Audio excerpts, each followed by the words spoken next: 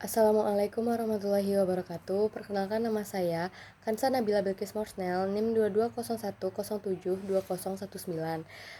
Di sini saya akan menjelaskan materi dari mata kuliah saya, yaitu akuntansi perbankan tentang operasional dan akuntansi safe deposit box dan letter of credit.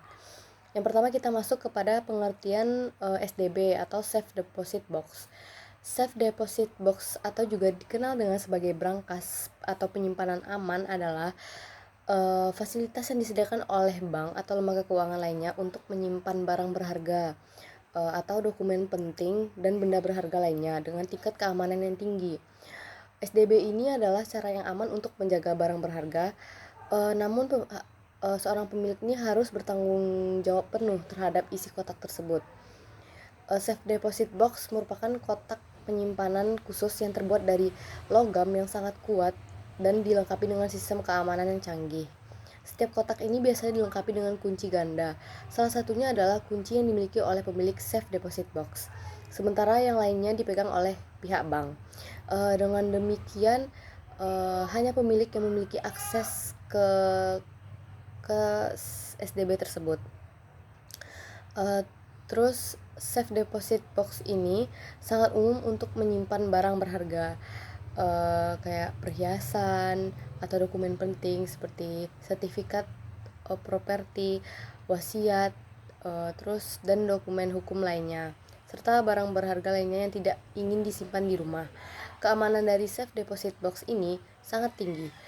Dia tuh dilengkapi dengan sistem keamanan fisik kayak brankas berat gitu, serta sistem keamanan elektronik yang canggih seperti pengawasan kamera dan kontrol akses yang ketat.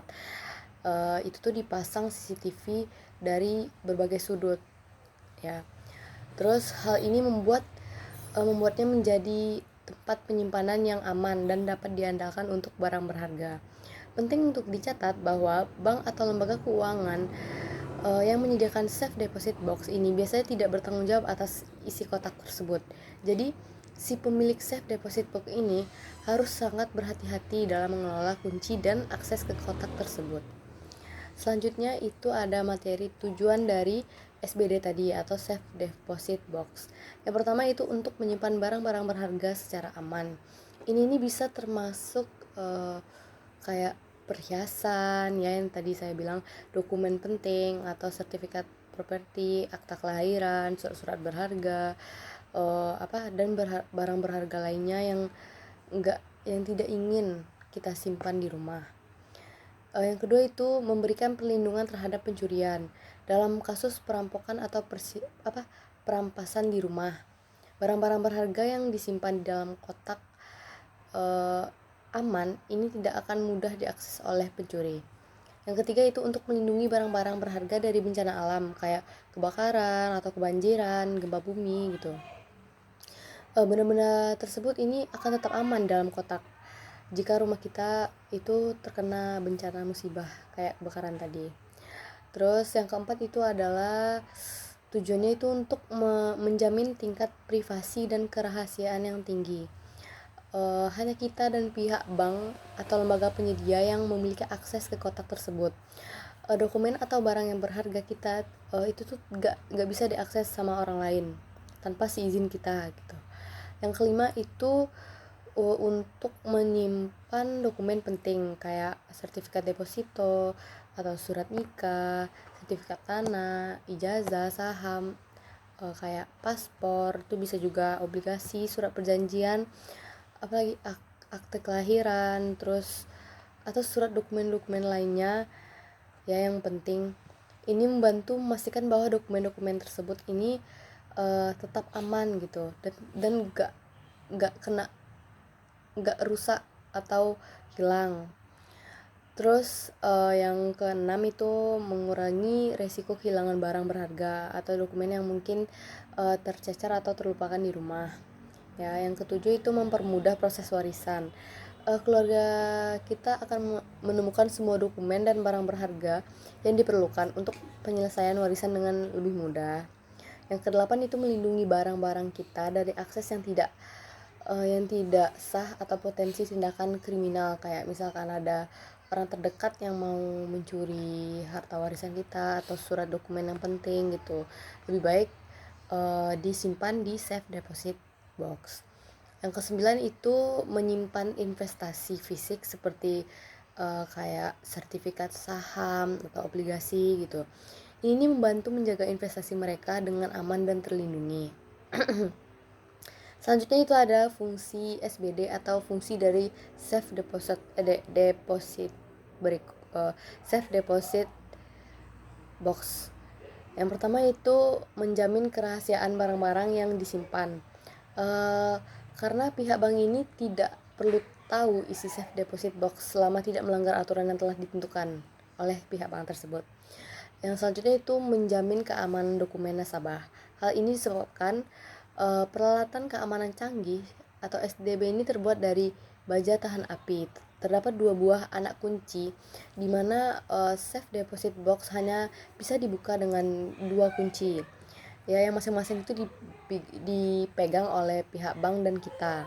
Ya, yang menyimpan atau disebut juga dengan nasabah gitu.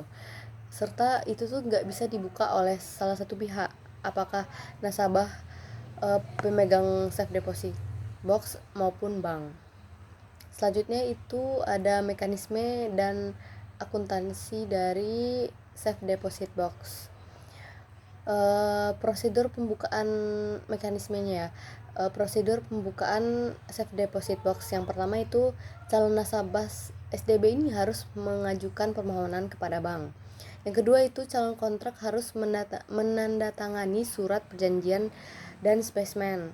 Yang ketiga itu pengontrak harus kayak sama kayak di bank itu membayar terlebih dahulu uang kontrak gitu. Kalau di bank kita kalau menabung itu kan bayar tabungan dulu gitu.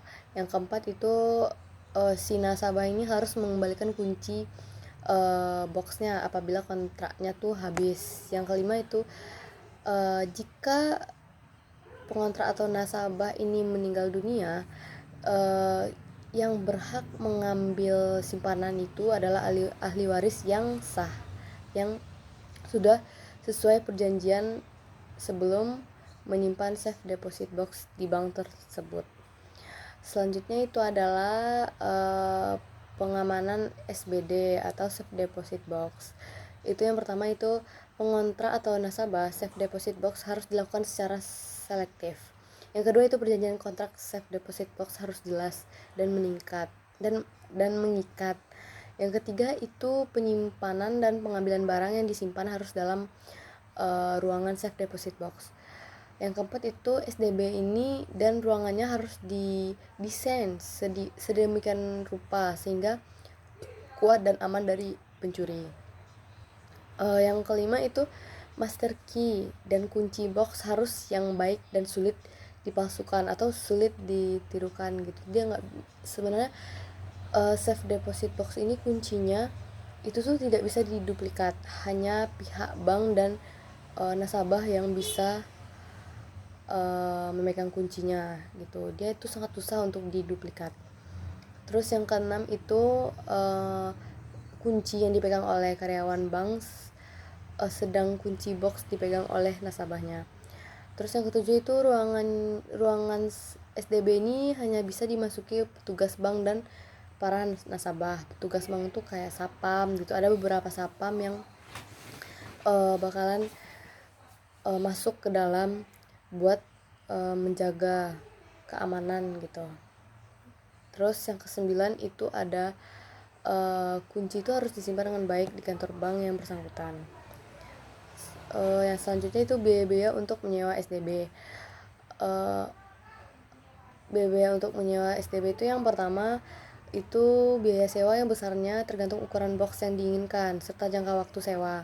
Misalkan biaya sewa dibayar biasanya per tahun. Misalkan kalau di bank BNI itu bayar safe deposit boxnya itu per tahun 500.000 gitu.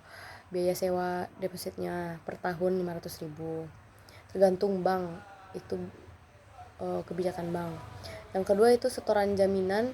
Itu merupakan biaya pengganti apabila kunci yang dipegang oleh nasabah hilang dan box harus dibongkar. Akan tetapi jika tidak terjadi masalah, maka SDB maka apabila SDB tidak diperpanjang, setoran jaminan dan dapat diambil kembali. Itu tuh apa namanya itu, kalau kunci safe deposit ini hilang, maka si nasabah ini akan mengganti. Misal pada suatu bank itu harga kuncinya itu 700.000, maka dia akan membayar 700.000 kepada pihak bank karena dia telah menghilangkan kunci tersebut. Biasanya harga kunci itu lumayan mahal ya. Selanjutnya itu ada materi pengertian dari LC atau Letter of Credit. Letter of Credit atau LC yang biasa disingkat dengan L or C dalam L of C dalam bahasa Indonesia disebut dengan surat kredit berdokumen. Letter of Credit ini adalah suatu surat yang dikeluarkan oleh bank devisa atas permintaan importir nasabah bank devisa bersangkutan dan ditujukan pada eksportir di luar negeri yang menjadi relasi dari importir tersebut. Isi surat itu menyatakan bahwa eksportir penerima LC ini diberi hak oleh importir untuk menarik wesel atas bank pembuka untuk sejumlah uang yang disebut dalam surat tersebut. Jenis-jenis LC itu ada beberapa jenis, yaitu yang pertama transferable letter of credit ya. Suatu LC yang bisa dipindah tangankan kepada pihak lain ya, kepada pihak lain, baik kepada uh, baik secara sebagian keseluruhan dari nilai LC, namun pemindahannya hanya boleh dilakukan satu kali saja. Yang kedua itu adalah back to back letter of credit, yaitu yang dibuka atas dasar pembukaan suatu LC dengan jaminan letter of credit ini kayak master LC gitu. Yang ketiga itu red clause letter of credit. Itu merupakan LC yang memberikan kewenangan bagi negotiating bank untuk melakukan pembayaran di muka dengan jumlah sebagian atau keseluruhan pada ekspor sebelum penyerahan dokumen. Yang keempat itu adalah revolving letter of credit, yaitu suatu LC yang dapat bisa kita gunakan berulang secara otomatis sesuai dengan jadwal yang ditentukan dalam jangka waktu tertentu. Yang kelima itu adalah standby letter of credit, yaitu dia itu menjamin bahwa bank pembuka L of C ini bisa melaksanakan pembayaran jika terjadi one prestasi itu kayak pelanggaran gitu oleh aplikan. Terus selanjutnya itu setiap jenis LC ini memiliki kelebihan dan kekurangan masing-masing, sehingga nasabah ini perlu memilih LC yang sesuai dengan kebutuhan mereka. Dan selanjutnya itu ada dokumen a letter of credit. Yang pertama itu bill of lading atau airwheel bill. Itu tuh dokumen yang pertama ini adalah tanda bukti bahwa barang telah diberangkatkan dari negara asal. Selain itu membuktikan barang telah dikirim bill of lading juga berguna untuk membuktikan kepemilikan barang yang telah dikirimkan. Itu tuh untuk ya seperti itu. Yang kedua itu faktur tagihan. Faktur ini berisi nama dan juga harga barang yang dikirim oleh eksportir. Dokumen ini juga dapat dipakai sebagai bukti transaksi yang sah. Yang ketiga itu ada asuransi. Asuransi itu barang yang dikirim ke luar negeri harus diasuransikan. Asuransi ini gunanya tuh untuk menjamin keselamatan barang sampai ke tujuan. Apabila terjadi kerusakan atau kehilangan barang di sepanjang perjalanan, kerugiannya ini akan ditanggung oleh pihak si asuransi tersebut. Yang keempat itu adalah packing list.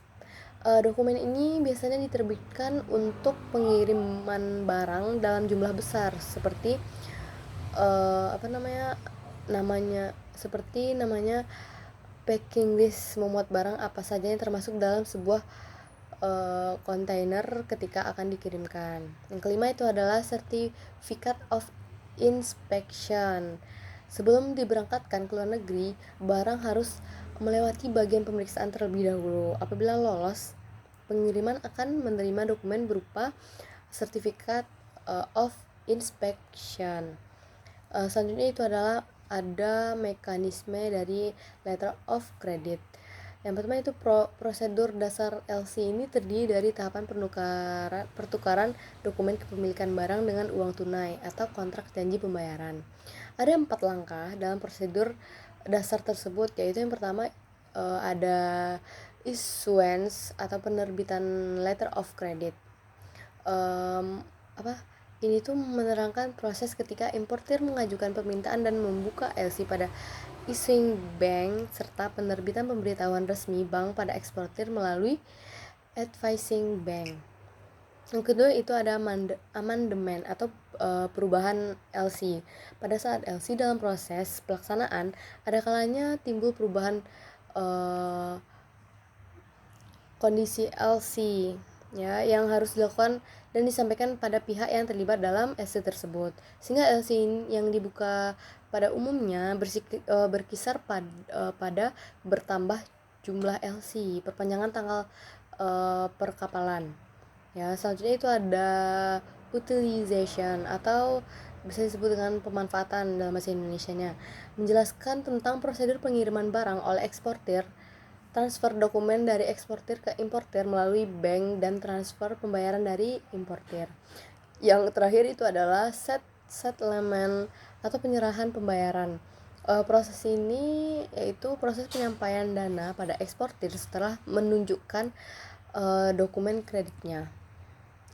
Baik, sekian dari penjelasan saya. Apabila saya ada kesalahan, saya mohon maaf. Assalamualaikum warahmatullahi wabarakatuh.